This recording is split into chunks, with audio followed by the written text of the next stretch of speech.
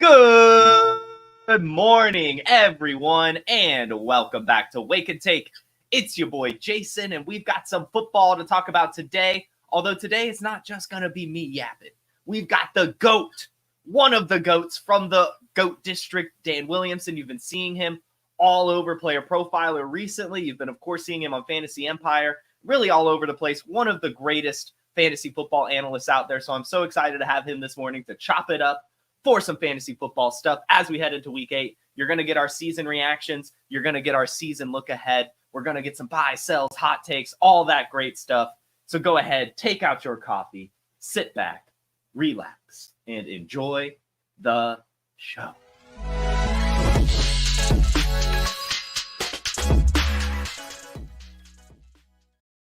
Dan the man, how's it going?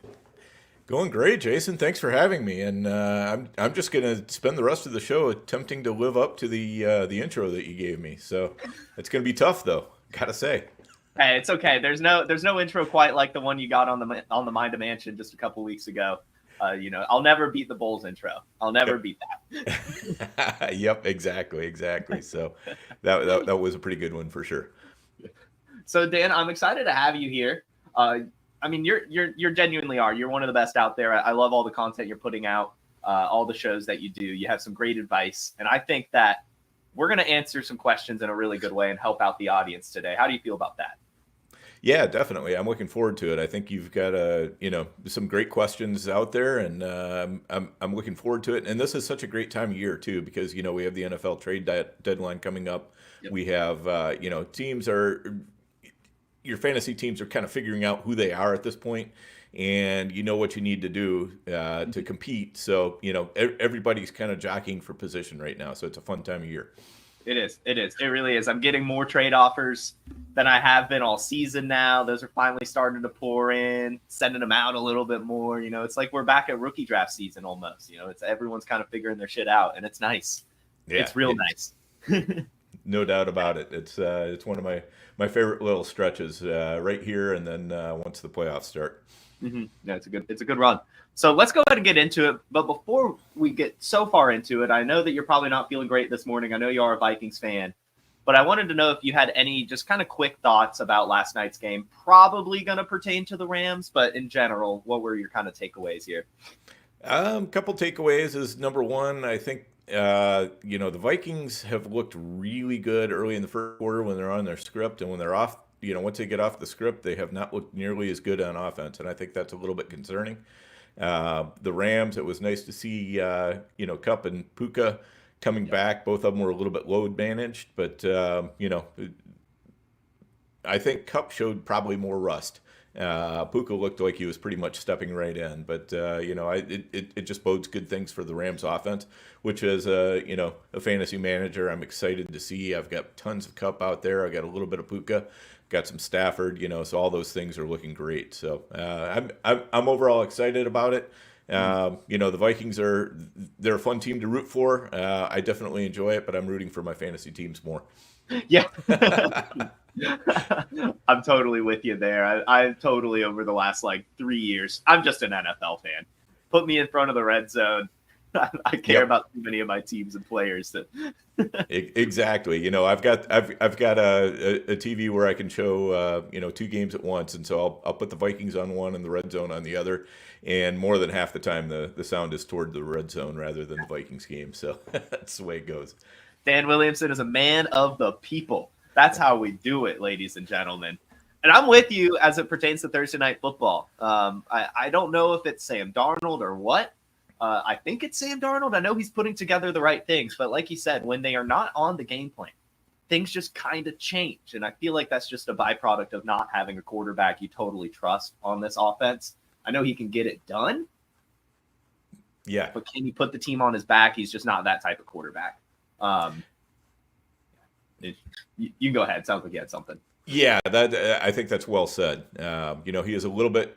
I think he's more than a game manager, but not a lot more. He can make some throws that you wouldn't necessarily ask a game manager to make. And he's got the skill players around him to look good. They've got a pass. They're not going to just sit there and hand off to Aaron Jones. that would definitely be a mistake. So, they're going to ask more out of Darnold than the normal game manager, but, when you boil it all down, he's probably closer to that than anything else. Mm-hmm. For sure. For sure. But hey, it's been a nice turnaround. And I mean, they're still 5-2 now. So the Vikings, they're still chilling. They get Hopkinson back next week. Things will probably start getting a little bit better. And I mean, still, Justin Jefferson had a great game. Sam Darnold was usable. So it wasn't like it was too bad. And yeah, the Rams, they seem to be back in a big way. I mean, that's a tough defense to do that against. I know that the Brian Flores defense has lost some steam over the last couple of weeks, but still, I mean, 4 passing touchdowns from Stafford, Cooper Kupp finding the end zone. Just awesome. I mean, really just a good game that, like you said, I've got Matthew Stafford shares as well. It's been awful the last few weeks. Those teams have lost too many games as a result of having Matthew Stafford, but hopefully we can have a little bit of a mid to late season push on my Stafford teams and get things going with everyone back on track. Now, there's a lot of rumors around trades of Cooper Kupp, Matthew Stafford. I think that this game, especially with the win in the way they did, I don't think that's really happening. However, I do want to get your thoughts on some trades that actually did happen. So we'll start with Amari Cooper to the Buffalo Bills. What were your takeaways from this, especially now that we've seen a week of action? Yeah, so I think this was a move the Bills definitely had to make. They've discovered that talent does matter at wide receiver. Trying to get through the season with a bunch of wide receiver 3s and 4s and, maybe a 2 just isn't going to cut it. So they went out, they got some talent. I think hopefully that's going to help unlock Kincaid, but I'm not confident about that. I'm not sure that the ceiling for Kincaid is there like we hoped it might be in fantasy. So, but it's really good for Cooper. I mean, with a week now to have absorbed the offense, I'm expecting him to, run a higher percentage of the routes and to just generally be involved more. And, he's good enough that, man, him being with Josh Allen, he's got to be absolutely in heaven right now. Yeah, no, out of the 3 that we're going to break down, Amari Cooper to the Bills is the one I'm most excited about. I mean, this is just a wide receiver who gets it done all the time. So talented. And like you mentioned, the Bills, they tried their best not to have the alpha wide receiver. They're going back. This is just going to be Stephon Diggs the rest of the season, really. At least I think. I'm very much excited about what Amari Cooper is going to be able to bring to Buffalo. So I'm with you there. Now, what about the Davante Adams move in New York? What are your thinkings here, especially after a week of play? Well, when Aaron Rodgers stamps his feet and demands something, he generally seems to get it. And that's what we've seen here. Obviously Adams and Rodgers have a great connection. I expect that to really heat up, once the rust gets shaken off a little bit, but it's definitely going to happen. You got to feel good about what this is going to do for Rodgers' numbers. You got to feel good about what this is going to do for Adams' numbers. I just find it kind of interesting. Rodgers is a guy who, plays around with ayahuasca and, all sorts of, stuff that is designed to open his mind, yet his brain seems to tread the same donkey path when it comes to football. I want my guys and I want, all this familiar stuff around me, and we're going to do things exactly my way, and never really seems to open his mind to, maybe we could try different things, that people haven't seen 1,000 times before. That's a really good way to put it without being too mean to Aaron Rodgers. You can tell he's a Vikings fan and just tired of his Packers years. I've seen enough of Aaron Rodgers' shit over the years, so I'm happy to have him not only a different division but a different conference. Yeah, for sure. But overall with the Jets, I mean, I don't think this is going to turn the Jets necessarily into a playoff team. I think momentum exists when it comes to franchises, and the Jets they've got awful momentum. Firing Saleh was just dumb. I don't know what it was supposed to have accomplished. I don't know that it will accomplish anything. The team already knew that they needed to wake up. So, I don't know. We'll see, but I'm not expecting the Jets to be a playoff team. Yeah, no, I don't. I get why you do this, especially as a general manager. I mean, you never get this job very often. In fact, most people don't get this job. So, I mean, you got to do whatever it takes. But, yeah, I don't think that Davante Adams landing there is, even really making this a playoff team. There's so many issues on this team. And to me, it comes down to more than just the football team. Like you mentioned with Aaron Rodgers, he's got such a big ego. Davante Adams has a big ego, like it's just like there's a lot of things going on this team that there's not good chemistry. And that is really important when it comes to a team sport. You could have all the superstars in the world, but if you can't figure out where to go with the ball every play, it's just not going to work. Now, I was excited to see the Breece Hall domination, especially in lieu of the new wide receiver weapon. I think that has opened up the field for him. Do you think that that'll continue, or do you think we'll start to see Braylon Allen get worked in a bit more like he was early in the season? No, I think the new head coach is more of let's feed our guy here and get him going.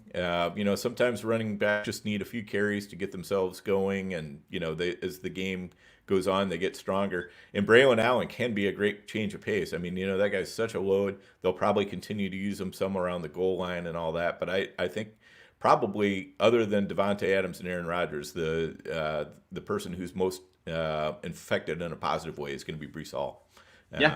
But a lot of that again comes from the coaching staff, and this is a defensive minded coach that's in charge again, and they're going to want to run the ball, control the clock, all the stuff that defensive coordinators typically ask out of their offenses. For sure. I couldn't agree more. And I want to ask you about DeAndre Hopkins, but before we get to that, we did get a super chat from Adrian. So I like to just go ahead and answer those. Thank you for sending that super chat in, Adrian. Really appreciate your support. They want to know if they should drop Baker Mayfield for Tua. I'm assuming this is a single QB question. I don't think I can do that. But I am curious what your thoughts are. It is a dangerous move. I mean, I understand that, Baker might take a step back, but he's also always relentlessly targeted running backs. Yeah. And they have 3 very good pass-catching running backs. So I think that the offense is going to mutate, but I don't think that Baker's going to take a huge step back.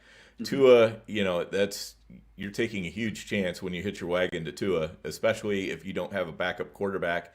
And if you're going to have a backup quarterback, then I would say just keep Baker, add Tua, see what happens. If you're not going to have a backup quarterback, I'd feel much safer with Baker. Yeah, that's where I'm at too. I don't mind taking a swing on Tua, and I don't mind starting Tua over Mayfield, but sending Mayfield to the wire, I think is not the right move at all. We talked about it on yesterday's episode. If you wanted to go check that out, just kind of breaking down all the news and stuff. Mike Evans and Chris Godwin, that's a huge, huge loss for this team. But Liam Cohen's already come out and said, that they're just going to operate differently. Yeah, it's a big loss, but they do have some guys who can step up in different ways, and it's just going to be a different looking offense. But like you said, he's going to be able to hit Rachaad White. We see in the chat, K-Dot, and he's fine. Jalen McMillan, he's stepped up. Sterling Shepard and Mayfield already have a great connection together going back to college. There's a way to find success here. It's not going to be QB2 like it has been, but he's probably still a QB1 over the next few weeks, right around the QB10 to 14 range, I would assume. And that's not bad. So I would get Tua and maybe play it on the matchup. Baker does have a tough matchup against the Falcons defense this week. And, Tua's got a cake matchup against the Cardinals, but otherwise can't drop Baker. I think we're locked up there. Agreed. But yeah, if you can hold them both, then playing Tua this week is probably a good one because he does have that nice, easy matchup. For sure. Cool. Now, let's go ahead and get to DeAndre Hopkins. He's landed in Kansas City, looking like he's going to play this week. I told the audience yesterday, start him in your flex spot. I think he might find the end zone. I'm feeling good about him finding the end zone this week. I think that he's going to be a big part of the red zone offense, especially for Kansas City. Not sure about the whole volume. I don't know where he's at in his point in career in terms of getting 8+ targets a game, but I think he'll be pretty consistent. I like the landing spot a lot for DeAndre Hopkins for Kansas City. What were your kind of takeaways from seeing this, and what are your expectations? Yeah, so wide receivers with this much experience, they always seem to be able to just kind of latch right on with a new offense, and they find ways that they can work them in, because they're not trying to still figure out how to run NFL routes, beat NFL cornerbacks, all that kind of stuff like younger receivers are, and so they know what they can do and do well. Usually the offensive coordinator will design game plans around that, especially in their first week or two. So I think Hopkins is going to be involved. To me, the question is he really healthy? And I'm guessing the Chiefs would not have made the trade if they didn't feel like he was. Yeah, he did pass the physical. Right. whatever that means. Yeah. So I mean, honestly, he looked terrible in Tennessee. I thought he might be washed. He definitely seemed to be struggling with injuries. So I was a little bit surprised at the deal. And I thought that, you know, I thought they might go a different way, but they did go with Hopkins. The price was definitely very nice. Yes. He does fit in the area of the field where they need a lot of help, fitting into that Rashee Rice, Juju Smith-Schuster. That's a natural spot for Hopkins to be. So that I understand the fit. So it'll be fascinating to see how that works out and affects the offense. Yeah, for sure. I'm excited. I will say this. I don't think the Chiefs are winning the Super Bowl. There's just no way. There's just no way. They can't keep getting away with it. I think that's right. That's right. Yeah, I want to know when Fred and Shaggy and Scooby finally capture Patrick Mahomes and they yank the wig off. Who is underneath there? That's the big question. Who is it actually? Is that I don't know. But it's definitely not Patrick Mahomes. No, I don't know what's going on. It's Ryan Fitzpatrick under there. Now, I do have a question from the chat. We'll answer it since we're on topic before we move on. They were offered DeAndre Hopkins for Kareem Hunt. I think I would take it. I think I would. I think that Pacheco's able to return in like 2-3 weeks. So it's a gamble. Kareem Hunt's awesome right now, but I think that D-Hop you'll be excited to have for the playoff run if you're trending that way, Trip. I'm curious what Dan's thoughts are here. Yeah, that's an interesting deal. I mean, really, it's going to kind of come down to what do you need. Running back and finding a running back who's doing what Hunt is doing is really hard. But if you're stacked at running back and you feel like you've got the depth to trade him away, then that's probably a deal I would make because I do think Hopkins could offer your wide receiver core potentially a pretty big boost. But again, you're taking a chance. You're trading away somebody who's doing really well. And I understand the specter of Pacheco coming back, but also Hunt is doing so well that I think they can give Pacheco just as long of a ramp as he needs to be ready. I don't think they're at this point going to rush him back or anything like that. And I don't think that Kareem Hunt is just going to die and go away once Pacheco is back either. I mean, I think this is a split backfield for sure the rest of the way. All right, so two kind of varying opinions, and ultimately, I think I agree. It comes down if you need the wide receiver, sure, but if you are looking, you need the running back help the next few weeks, you probably just got to ride out Hunt as long as you can. Now, speaking of running backs, we got a comment in the chat. I didn't see this actually, but Christian McCaffrey is expected to be back week 10. Could be pretty huge. All right, I mean, obviously, you're going to be firing up Christian McCaffrey when he comes back, but you starting to send out some offers? Have you been sending out offers? Just what's a brief overview of this Christian McCaffrey situation to you? Actually, he's probably my number one sell right now. I don't mind that.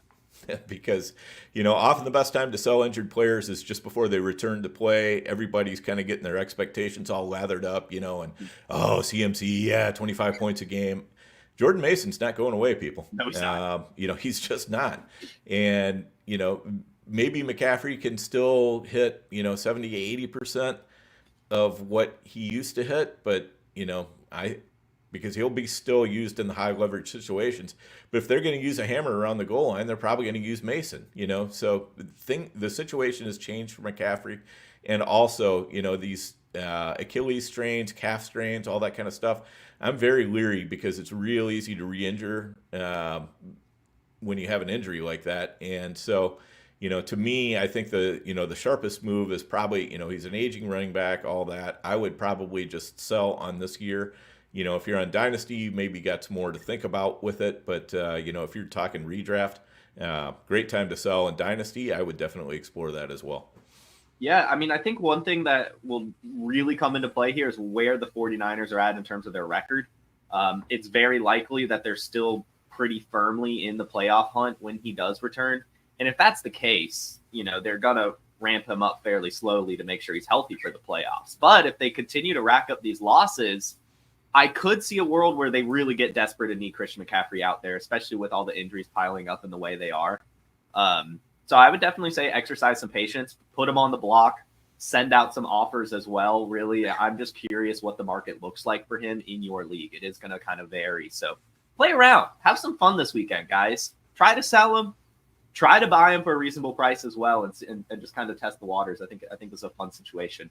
That's gonna. I mean, I picked him up in a guillotine league a few weeks ago, just cause, I mean, hey, he was available, threw him on the IR, hoped he'd return, and I'm hoping he comes back well. I'll tell you that much, and makes that guillotine team a winner. But I am gonna try to also see what I could get just in case, because you need the players. Right, exactly. And I play in a lot of leagues where there's no trading. They're contest leagues, or they're standalone high stakes, and they just don't allow trading in those leagues. And I have a little bit more McCaffrey than I would like to have had, given how things have turned out. So I have some teams that are desperate for him to come back. So I'm definitely hoping he returns to play and does well. I'm wishing good things for him. Yeah, me too. Me too. We're manifesting the good Christian McCaffrey vibes upon return. Yes, please. We missed him enough. But come back and play well. Now, I want to get into some more takes, reactions to the season, look into week 8 a little bit. But before we get into that, I want to play a little bit of an ad break. Let's hear about the DFS Dominator tool. Hey, I know DFS may have peaked, but there are still hundreds of thousands of people to play and millions of dollars up for grabs every week. So let's put our hoodie on and let's talk about Player Profiler's DFS Dominator. It has a cash game optimizer that leverages the projections from Billy and Theo and Bradley and Evan and that Player Profiler AI engine to create cash game lineups that certainly have a high floor, but also give you that ceiling. Now, you've probably heard about the most powerful tool of all, our Lineup Genius. We know winning GPPs requires a completely different approach, which is why our Lineup Genius takes you through the process of selecting the quarterbacks in the juiciest matchups. Then it highlights the stacks and runbacks that are available, lets you pick the chalk level, lets you pick the level of correlation with a number of other proprietary settings available to you. Click a button and it generates hundreds of lineups to be imported into FanDuel and DraftKings. And it's just $45 a year, not a week, a year. So for that reason alone, if you play DFS, you'd be an idiot not to buy the DFS Dominator. I absolutely love that DFS Dominator tool. If you guys have not checked it out yet, highly recommend it. It's just nice. You get underdog pick generator on top of the DFS lineup tool. Tons of great stuff. Really helps you make some money. I mean, build a lineup with the tool, enter all the free DraftKings and FanDuel contests, and maybe you'll come out with like $5-10 for nothing. Some good stuff has come out of there. So highly recommend that tool. Now, Dan, we are heading into week 8, which is essentially mid-season. I know we have an odd number of weeks nowadays, but we still treat week 8 as mid-year. And I'm curious just kind of how things are looking for you, some of your reactions to the season so far, some expectations going forward. But we're going to start. You had a lot of great takes heading into this year. I actually went back and kind of skimmed through our Wake and Take episode earlier this summer. Great job. You had Jaden Daniels over Caleb Williams. You had Zach Ertz being productive. You said get Stephon Diggs. I mean, great stuff there. But what's a take that hasn't gone so well? Who's kind of burning you so far this year? Probably the Chiefs passing offense. I was all in on them. I thought Mahomes had a very good shot at being the overall QB1 again. I was overweight on Mahomes, on Worthy, on Hollywood, I was kind of even on Rice, not overweight, but but basically, yeah, the entire passing offense I was heavy on, and it just has not worked out very well so far.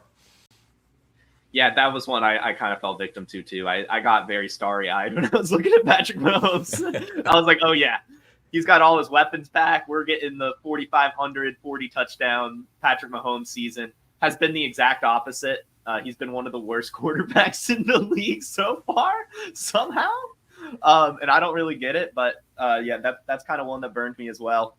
I didn't get any Kelsey, at least, and of course now that's starting to burn me. So just totally wrong on the Chiefs offense, really, which is yeah. Kelsey was probably my only fade there.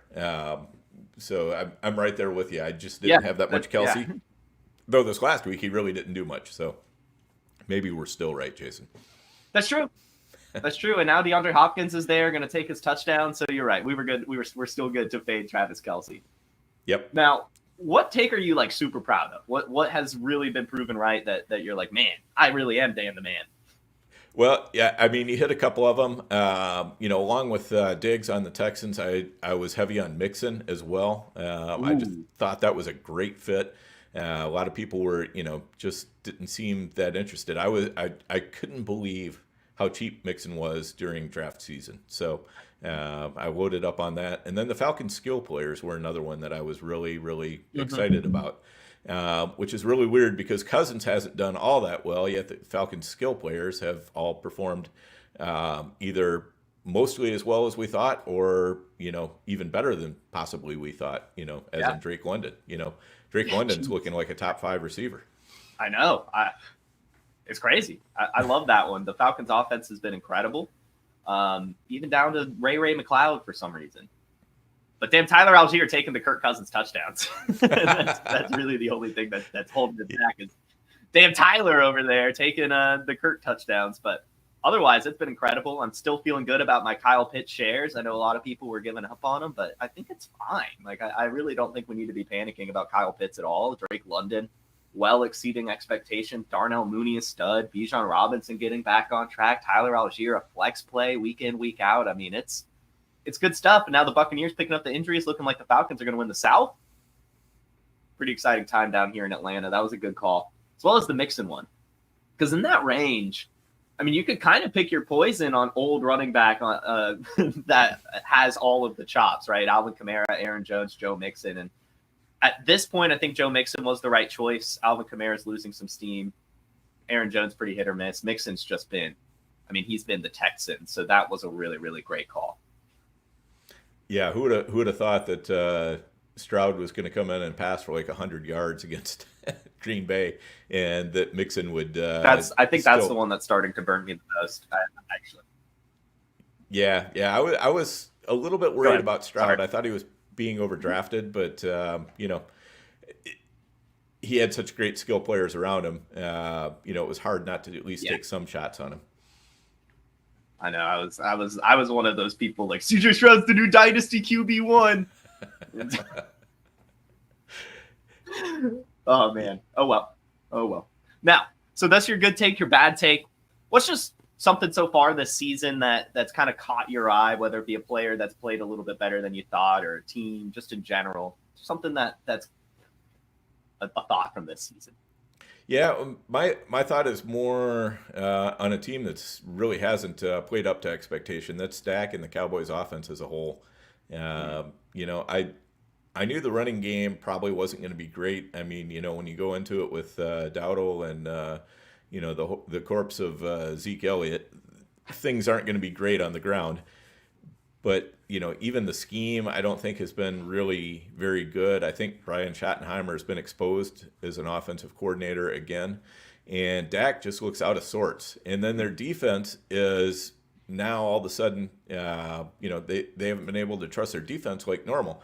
Like the Cowboys' offense plays much better from ahead than behind, and lately they've been having to play from behind too much. And now they go into San Francisco.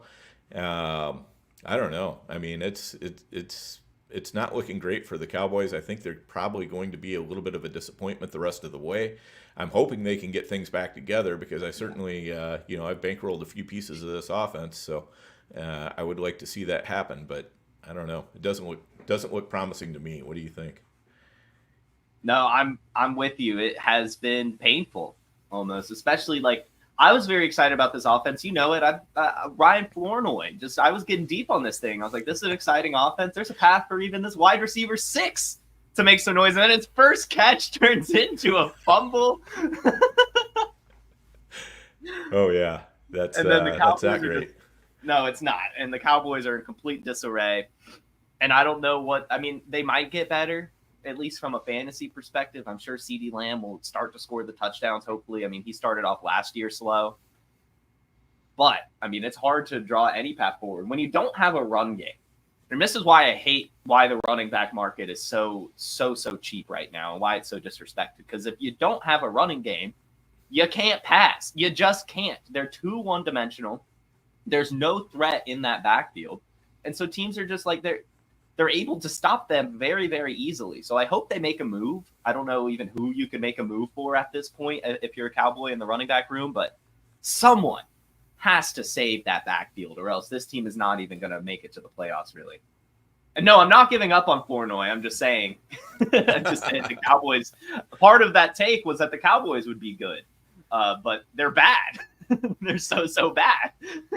Yep, exactly. And also with what Tolbert had shown leading into the season, bankrolling anybody else kind of seemed like it might be a good idea. Yeah. And Tolbert has he's actually performed pretty decently this season, which definitely doesn't help Flournoy's case. No. And Brandon Cooks comes back next week.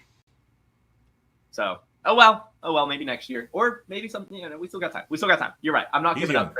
Ryan Flournoy still happening. Stash him on your practice squad and just, let him sit there for a while. It'll be good. Yes. I like this take, actually. Applied Literature says they should get one of the Bucks RBs. Just throw Sean Tucker over there. Give Tampa a fourth or something. Honestly, probably not even that. Probably a sixth. A pick swap. You get some Sean Tucker over there. It will be exciting. Yeah, Miles Sanders. Try for Travis Etienne, maybe. I don't know. I mean, there's a lot of running backs out there that should be available. Khalil Herbert should be available. Yeah. So there's options if the Cowboys choose to pursue it. I hope they do. I really hope they do. I think that would help a lot. Let's go ahead and head into Week 8. Let's check out Week 8. Who's a player that you're keeping a close eye on this week? Whether it be, an injury's fallen their way, you want to see how they perform. Maybe they're returning to the field and you just want to see maybe the backfield split. Who knows? But what player are you just really, really watching out for this week? You're excited to see how they perform. Yeah, I think one of the more interesting situations out there is Jonathan Taylor coming back to the Colts. It's a really interesting situation with the quarterbacks because Richardson has not looked good. He looked his best when Taylor was playing, and I don't think the two are necessarily that closely tied. Sometimes things just happen at the same time that aren't necessarily related. But can Taylor survive in this offensive situation that they find themselves in with Richardson playing so poorly, or can he somehow help Richardson become a better quarterback because teams are going to have to focus a little bit more on Taylor. So that whole situation I think is going to be a good one to watch over the next couple weeks. Yeah, I like that a lot. I got my first, well, not my first, but my only now. I've had Jonathan Taylor Dynasty shares over the years, but I got him back in one league, and I'm kind of excited just to see how it goes. I traded Brock Purdy for Bo Nix and Jonathan Taylor. I feel excited about it. Needed some RB help, and Bo Nix kind of has a little bit of a floor right now. So I think it was a fun little move. So I'm very much invested in the Jonathan Taylor return, especially for my Anthony Richardson shares, like you said. I think that, like we talked about with the Cowboys, having a little bit better of a run game should help the pass game. Although Anthony Richardson is pretty terrible at throwing the ball. He's so bad. He's so bad. But hopefully just a little bit more balanced and just opening up a little bit, maybe opening running lanes for Richardson as well. Who knows? We did call on yesterday's Wake and Take to start Anthony Richardson against the Texans. We'll see. We'll see. I just can't give up on that athleticism, and I do think Jonathan Taylor returning should help. So that's a good call. Now, give me a player that you are definitely starting and or sitting. Give me a start sit that is from you this week definitively. All right. So I'm not going to sit there and tell you to start, Jamar Chase or anything like that. You know that. Everybody knows that. Let's move on to something more interesting. I think if I can find ways to do it, I'm probably going to sit Marvin Harrison Jr. The Dolphins defend the wide receiver well, and he and Murray are just not connecting very well right now. And so, his past 3 games basically have been either single digits or not playing. It's a dangerous move. So I'm not doing it just willy-nilly, but, if you've got other good wide receivers and you can afford to do it, I'm doing it. Yeah, it's not connecting. It's a good defense. You have the options. I'm not against it. I, unfortunately, the only leagues I have Marvin Harrison Jr. lost my only other kind of feasible option in JMO for the next couple weeks. So I'm going to still have to start Marvin Harrison Jr. But that's another player. We go back to the takes. I mean, I was pretty firm on Marvin Harrison Jr. being great out of the gate. And I know he's had some of those ceiling games and he scored those touchdowns, but something definitely isn't right. I'm not sure what it is. I'm hopeful that the last 2 weeks were more of a part of his concussion and just not being able to get part into the game plan and practice during the week and stuff like that. But great players, that doesn't normally hinder them either. Like Malik Neighbors was able to go out there and play a lot better in his game back. I'm sure Tua's going to be fine this week, even coming back from a concussion. So it's definitely time to start raising those alarms for Marvin Harrison Jr. I mean, he's still a top dynasty wide receiver, but something isn't happening. And for the foreseeable future, you do definitely have to ask yourself if you really want that player in your lineup, as much as it sucks. So that's a good call as well. Dan the man. So here's my question for you, Jason. If somebody offered you, say, Brian Thomas and something else on top for Marvin Harrison Jr., would you do it?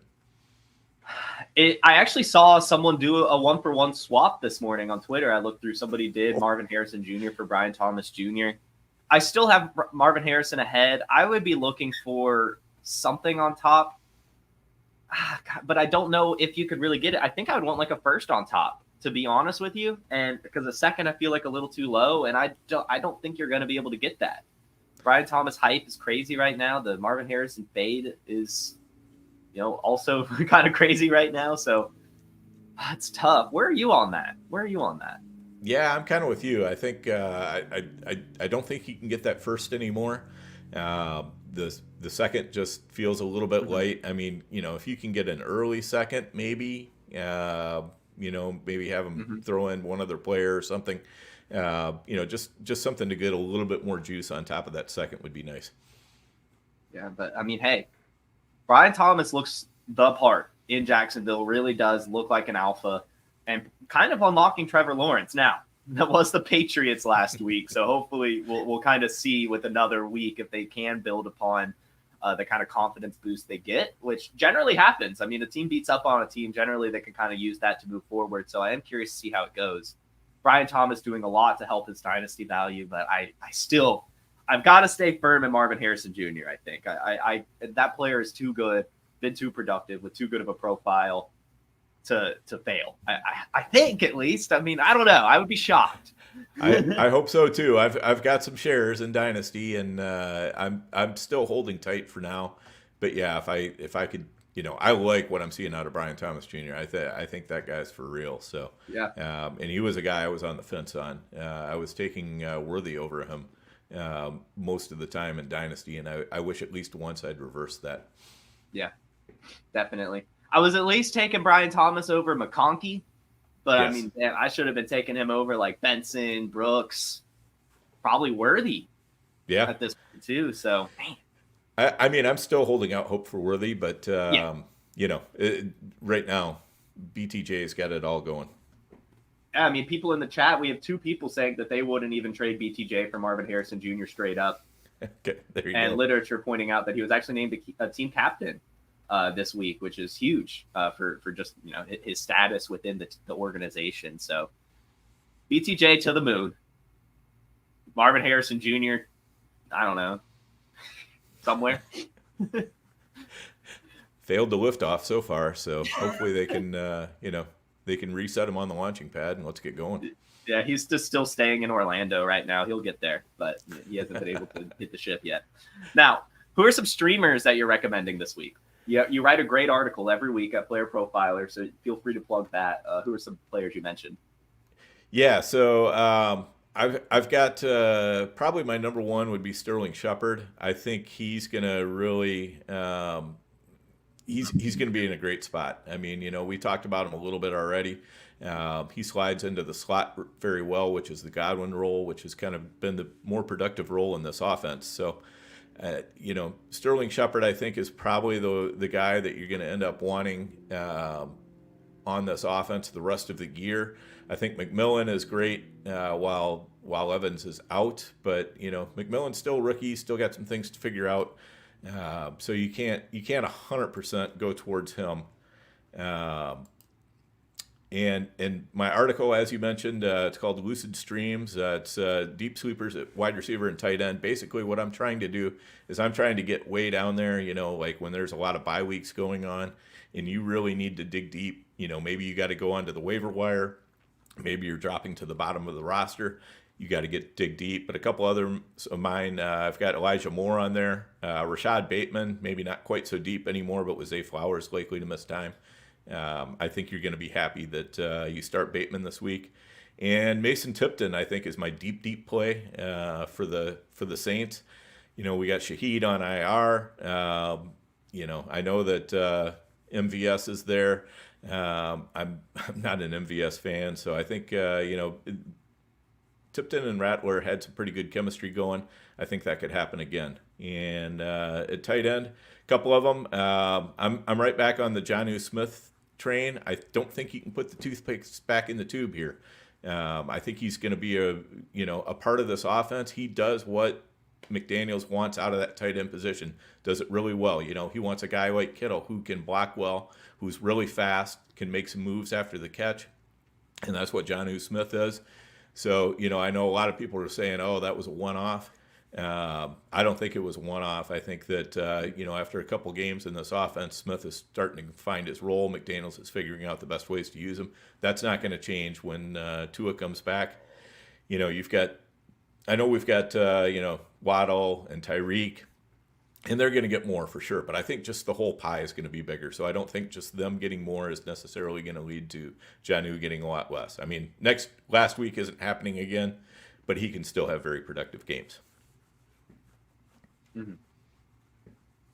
Definitely. I mean, Jonnu Smith was a lot of people's favorite kind of second, third tight end and best ball builds this offseason. And we're kind of seeing why. I mean, he's going to have those spike weeks. And, there's only three things inevitable in life. It's death, taxes, and Jonnu Smith scoring a really big touchdown at some point. So I like that call.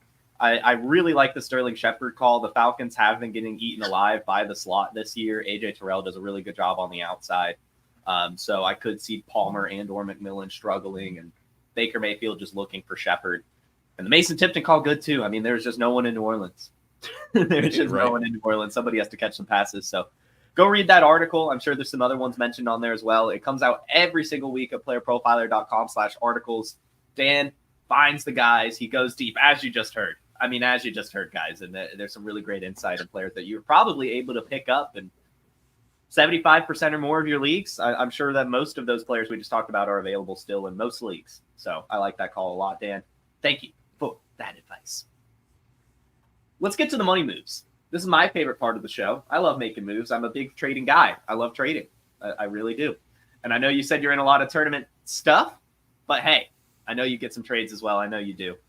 Before we get to the buys and sells, who's just a player you're making sure you're stashing right now? You're just picking them up or maybe sending out, buying low, really, really low, and just throwing on your bench, hoping for the best. Yeah, Ty Chandler is definitely my stash. The way Aaron Jones has been getting used the past 3 weeks, he's going to break sooner or later. It's a lot that they're putting on his plate. I'm a little bit surprised that they aren't working Chandler in more right now. But the thing is, Aaron Jones, either one of two things is going to happen. Either they've got to slack off on his usage, in which case that's going to benefit Chandler, or Jones is going to end up hurt, which is also going to benefit Chandler. And I think Chandler is, he's not Aaron Jones' skill level, but he's a good enough running back, that you'll be able to throw him in your lineup in flex position if he's got the job to himself, for sure. Definitely. I mean, I love Cam Akers. I really do, unfortunately, but he's not that good, and he's not going to take enough from Ty Chandler to be usable if anything happens to Aaron Jones. Now, and they bought Aaron Jones to run him into the ground. It was pretty clear what the Vikings are doing with that signing. So I agree with you. He's a really good stash. For me, I'm never giving up on Kamani Vidal. You guys will never see me give up on Kamani Vidal and Ryan Flournoy as well. So if you guys want some deeper stashes as well, those are three good ones for you guys. Throw them on your dynasty roster, benches, and or taxi squad. I guess you can't throw Chandler on the taxi squad. Throw him on your bench. Yep, exactly. Good stash right there for sure, especially in redraft for the rest of the season. Now, you can only buy one player right now. You're given a coupon. You're able to get any player. Who you getting? I'm gonna stick with my priors. I'm going back to the well. I'm a glutton for punishment, but I'm saying Xavier Worthy. Okay, I like it. Let's go, yeah. Xavier. I think his value is beaten down. He had 8 targets last week. Mahomes has just flat out missed him wide open several times. And, it took Rashee Rice up till week 12 to really start to click with this offense. We saw what he turned into. Xavier Worthy he's a receiver that I really like coming out of college, and not just because he was fast. I mean, we expected when he was going to, into the draft process, we said, yeah, he's probably going to be a late first round pick. And that's exactly what he was. And, even though he ran such a blistering pace, it didn't push him up into the top of the first round or anything like that. He went right where we expected. He's not just a track star. He's somebody who knows how to play the wide receiver position. He can catch the ball. He can run routes. He does all the things you need to be able to do. So, I like Worthy. If his current manager is starting to sour on him a little bit, now is definitely the time to be making those offers. I love that call. We did it every Wednesday on Wake and Take. We do a market watch, my top 8 buys and sells. We're buying DeAndre Hopkins and Xavier Worthy. That's the Wake and take right there. I love Xavier Worthy. Especially, I think the DeAndre Hopkins move helps him. I really do. I think that'll help open up the field a little bit. And, I mean, historically, Chiefs wide receivers aren't very productive their rookie season. I mean, Rashee Rice took the second half of the season, and Xavier Worthy has at least been productive even early. I mean, the 2 touchdowns week 1. So I think that Xavier Worthy has better days ahead. Definitely buy him while you still can. I checked on Keep Trade Cut on Wednesday. Not sure if it's changed too much, but I mean, he was wide receiver 30 in Dynasty. And I don't know. He was like wide receiver 16 at some point this year, early in the year. He's lost a lot of value. And we see in the chat, I mean, would you rather have Xavier Worthy or Jalen McMillan? And that's exactly why Xavier Worthy's a buy right now. Of course you'd rather have Worthy. So I like that call a lot. That's a great, great buy. Who are you selling? Who are you getting rid of? Well, that was Christian McCaffrey, but since we already talked about him, I'll throw out another sell. I would be kicking the tires on how much can I get for James Cook. I think he's kind of overperformed in the touchdown department. I think Ray Davis is going to be a little bit more involved. Ty Johnson has always been there.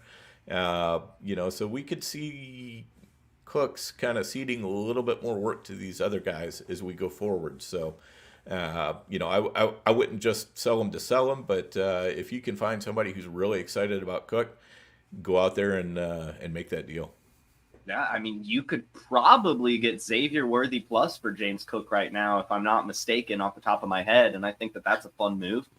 I agree with you too. James Cook, unfortunately, just doesn't have the size to get the workload that we want him to. He's always going to rely on efficiency.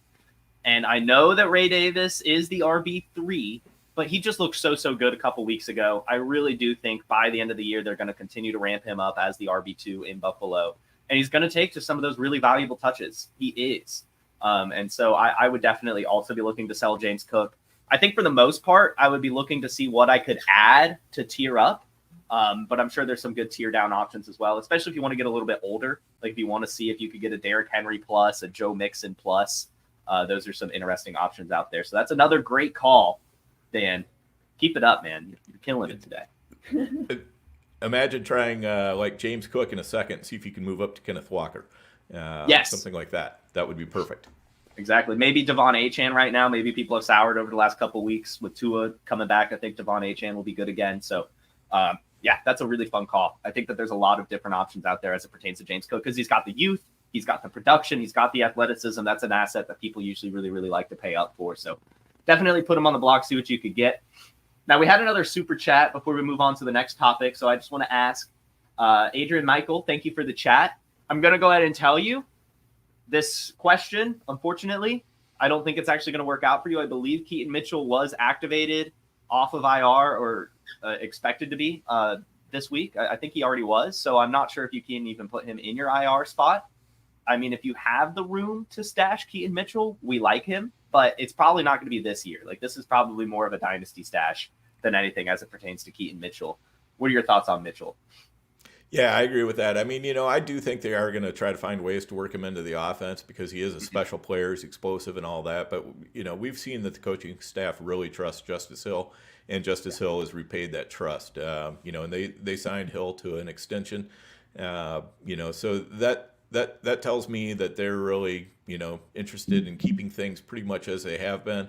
And they're going to work in Mitchell around the edges more so than anything. I don't think he's coming in and taking any significant part of Hill or Henry's job. So, But overall, you want to use all those bench spots. If you can't put Mitchell there, find somebody that you can put there.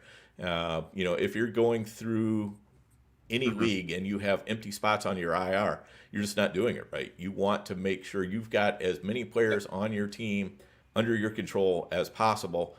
So when or if they pop, you've already got them. You don't have to pay for them. Yep.